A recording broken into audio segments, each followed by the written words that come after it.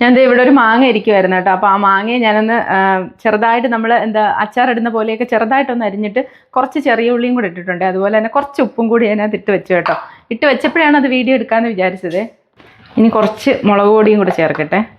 കുറച്ച് മതി കേട്ടോ. ഇത് ഇച്ചിരി എരിയുള്ള മുളക് പൊടിയാണ്. അപ്പോൾ നമുക്ക് ആവശ്യത്തിനുള്ള കുറച്ച് മുളക് പൊടിയും കൂടെ ഞാൻ ചേർത്തിട്ടുണ്ട്. ഇനി കുറച്ച് നല്ല വെളിച്ചെണ്ണയും കൂടെ ചേർത്ത് കൊടുക്കാൻ പോവുകയാണെങ്കിൽ കുറച്ച് മതി കേട്ടോ. കുറച്ച് വെളിച്ചെണ്ണയും കൂടെ. ഇതെല്ലാവരും ഇങ്ങനെയൊക്കെ ആക്കി കഴിച്ചാണ് കേട്ടോ. പക്ഷേ എനിക്ക് എന്തോ അതിപ്പോൾ ഒന്ന് കഴിക്കാൻ തോന്നി, മാങ്ങ ഇവിടെ ഇരിക്കുന്നത് കണ്ടിട്ട്.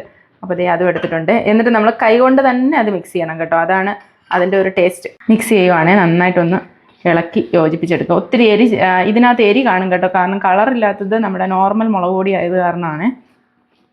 അപ്പോൾ ഇത് കഴിക്കട്ടെ.